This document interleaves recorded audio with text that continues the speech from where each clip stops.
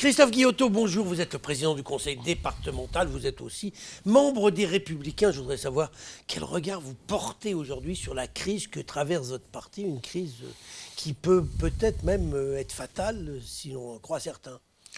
Non, je crois que le mouvement gaulliste a eu d'autres crises dans l'histoire et s'en est toujours sorti.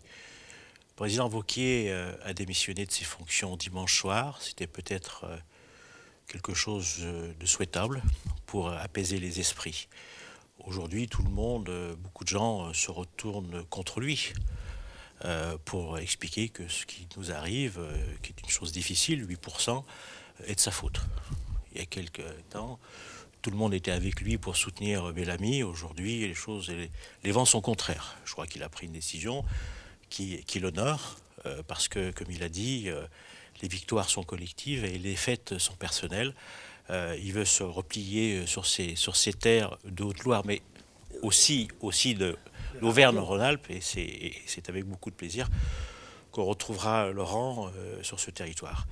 Voilà, je crois qu'à partir de là, il faut qu'on ait une vision, je dirais, plus locale, plus départementale, plus régionale, et reconstruire, faire les fondations de la maison gaulliste, la maison LR, et qui a eu déjà, comme je vous le disais tout à l'heure, d'autres crises dans son passé. Alors, pour lesquelles... Oui, puisqu'on parle du passé, Christophe Guillotot, vous avez la mémoire de ce qui s'est passé dans les années 80. Alors, on a eu l'UDR qui a été un mouvement qui a disparu quasiment de la scène politique. En 1974, quand le candidat UDR n'est pas au second tour, il ne sera d'ailleurs pas plus au second tour en 81, et là,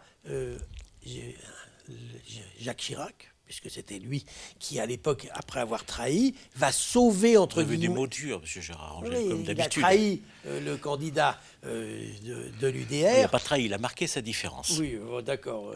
Et ensuite, il supprime l'UDR pour créer le RPR en 1976, de mémoire. C'est ça? Peut-être, oui. 76, si. Avec Chaban-Delmas, c'est toute l'histoire. C'est 74, Chaban-Delmas. 76, il crée le RPR. Aujourd'hui, est-ce qu'il faut faire disparaître les Républicains pour créer autre chose? Et qui serait le Jacques Chirac d'aujourd'hui? Alors, vous avez eu exactement le même format avec Nicolas Sarkozy, qui avait, qui avait mené la liste des européennes. La défaite avait été à l'issue de ce scrutin à un tour. Il se retire et après, il est élu président de la République. Ce qui veut dire que, on a déjà vécu ça. Alors, pour revenir à votre question, qui pourrait être? Je crois qu'il faut... Le président Larcher a pris une initiative de réunir les ténors de la droite. Alors, je ne sais pas bien ce que ça veut dire. Pourquoi il n'a pas pris les présidents de département, il a pris les présidents de région? Alors, les il a dit présidents qu'il voulait faire, après groupes. des assises décentralisées, régionales et départementales. Peut-être que ça viendra jusque dans le Rhône. On verra si le Rhône est, je dirais, dans cette vision des Parisiens. Bon, c'est ce que je vous ai dit en préambule. Je crois qu'il faut reconstruire à partir du territoire. Qui sera? Bon, on verra en octobre, il va y avoir des assises. Pour le moment, il y a des statuts. C'est M. Leonetti, Jean Leonetti, que je connais bien, qui était parlementaire avec moi, qui est aujourd'hui maire d'Antibes, qui va assurer, je dirais, l'intérim jusqu'à ce qu'on ait une nouvelle vision. Je rappellerai que Laurent Wauquiez avait été élu dans les mêmes conditions, président de notre formation, et nos militants, ceux qui restent, sont appelés. Il y en a encore? Quelques-uns, dont moi, et je crois que chez les gaullistes, l'histoire des gaullistes, c'est d'être résistant. Et on est dans une époque où il faut résister. Moi, je ne me résous pas à être l'arbitre entre les amis de M. Macron et la famille de M. Le Pen. Je crois qu'il y a, je dirais, une diversité politique qui est obligatoire dans une démocratie et qu'aujourd'hui, les seuls qu'on se considère comme, je dirais, ceux qui peuvent parler aujourd'hui et maintenant en politique, ce sont les Verts. Nouvelle tendance.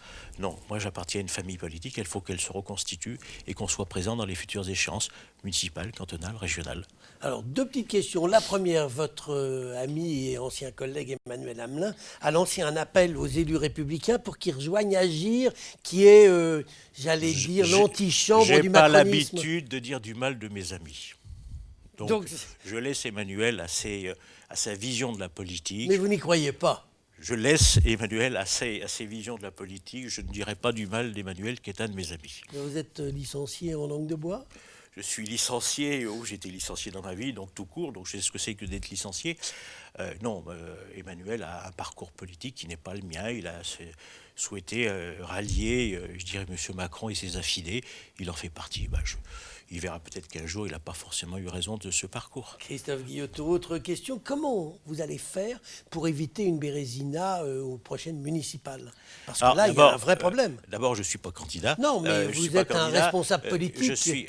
Vous savez, la fédération du Rhône m'a suffisamment laissé de côté pendant longtemps, celle de ma famille politique. Peut-être que cette fois, avec les nouveaux ténors, on considérera que le président du département peut jouer un rôle. Moi, je suis prêt à aider tous ceux qui le souhaitent. Les élections, si notre parti politique n'est pas dans une meilleure forme, je crois qu'il faudra aller sur son propre label. Alors les élections municipales, ça n'a rien à voir avec les européennes, qui est un scrutin à un tour, où parfois aux européennes, on vote plutôt contre que pour. Pour les municipales, on vote local, on vote celui qui a un programme, celui qui... Et là, vous avez vos élus qui sont implantés. Là, on a des élus sur les territoires, on commence à travailler sur ce que sera les futures municipales. Il est grand temps de régler l'affaire de Lyon, je dirais, notamment sur la métropole, parce que autant la ville de Lyon, ça ne concerne pas le département, mais la métropole, ça concerne le département, puisque je vous rappelle, on a la compensation à 72,3 millions et on a en commun, je dirais, le travail avec la métropole.